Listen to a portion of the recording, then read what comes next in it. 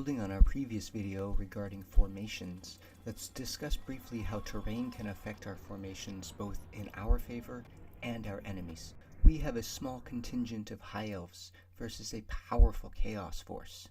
We have the advantage in ranged firepower, we have superior geographical positioning, as well as high morale units that will fight to the death.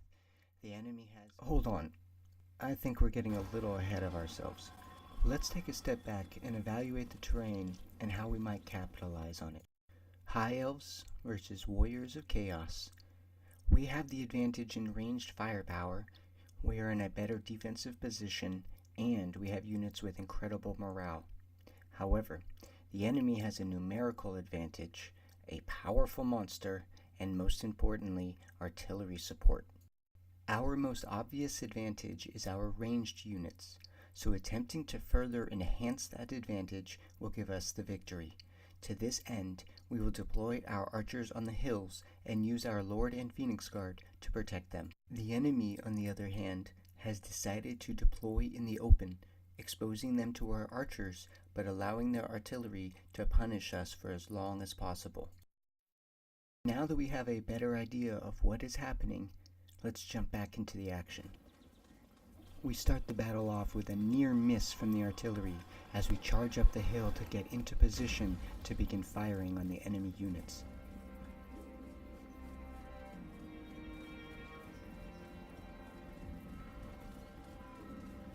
As artillery shells begin landing within our ranks, our own archers open up on the Dragon Ogre charging our positions. Destroying this monstrous killer is a huge priority.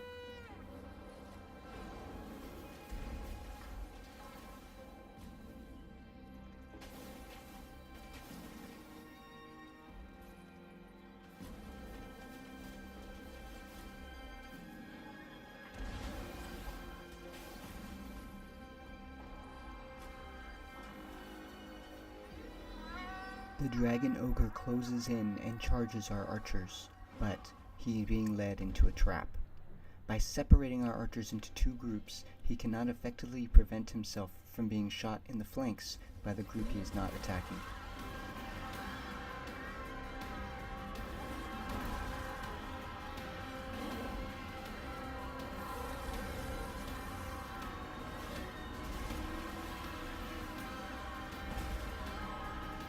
Meanwhile, Chaos Warriors with their Lord charge into the Phoenix Guard in the open plains.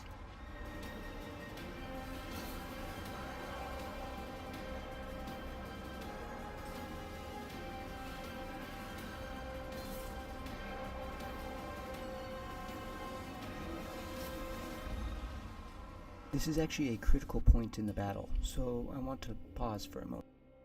These Chaos Warriors are charging up the hill to intercept our archers, causing them to flee.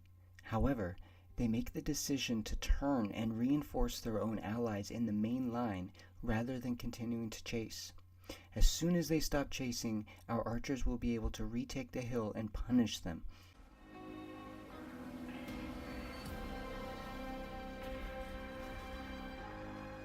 Seeing the Chaos Warriors turn and head towards him, our Lord Teclis uses fire to cut a line through the charging horde.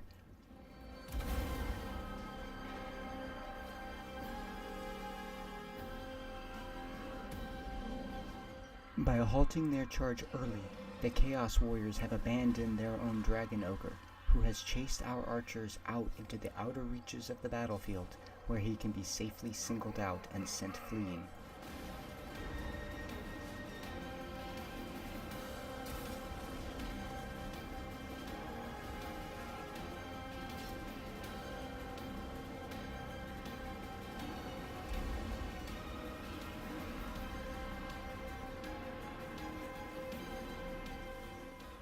Because of the incoming shell trajectories, most of our archers are actually relatively safe from the incoming artillery fire due to their proximity to the hills.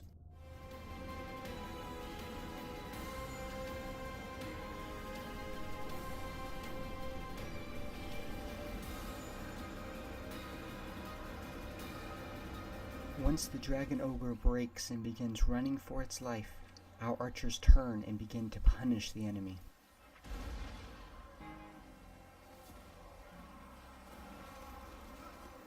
The battle devolves into a chaotic melee, with our Phoenix Guard struggling to survive. Magical arrows continue to rain down on the combat area, viciously destroying any target struck.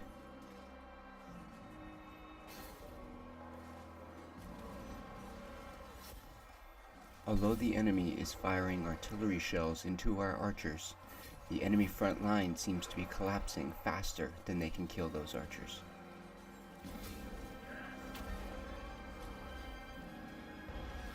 The Dragon Ogre has recovered and begun heading back to the battlefield, but really he's just a target that can be removed at our discretion. As soon as he gets within archer range, he is savagely attacked again.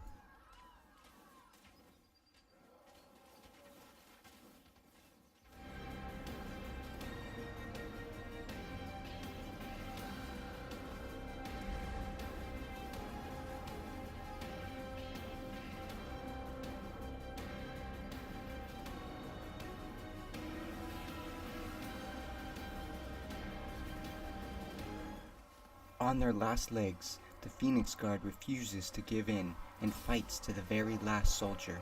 Meanwhile, artillery shells land within our archers and send them flying.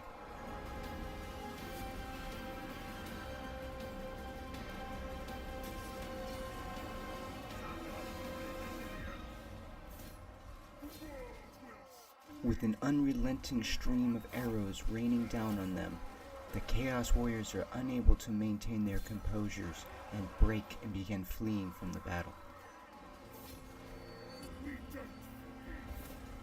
The Dragon Ogre has made one last attempt to rejoin this battle, but he is brought down unceremoniously in an empty field in the back lines.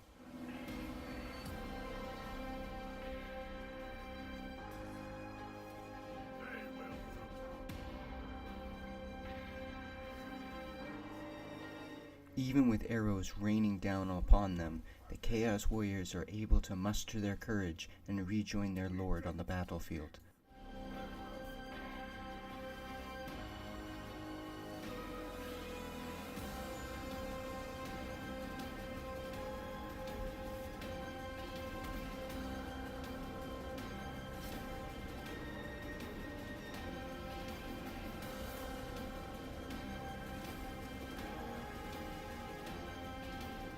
The battle shifts once again as an entire unit of Sisters of Avalorn runs out of arrows.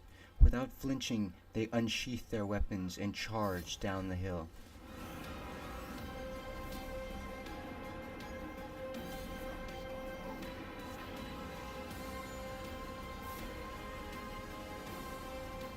Enemy artillery has exhausted all of its ammo as well, so its crew has abandoned the siege engine and moves in to engage our troops in melee combat. Our final remaining unit of Sisters of Avalorn, with arrows, brutally punishes the Chaos troops as they cross the open field.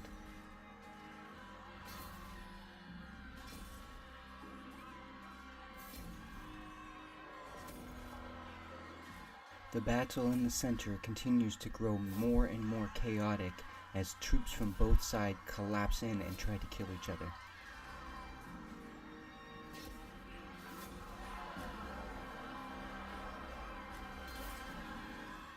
This was kind of a controversial decision here. Using Tyrion's flame attack severely injured the enemy troops and possibly caused them to flee from the battle entirely.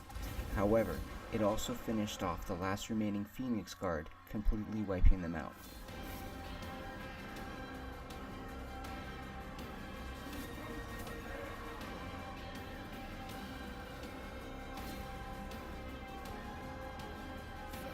One unit of Chaos Warriors has suffered too many casualties and breaks and flees from the battle.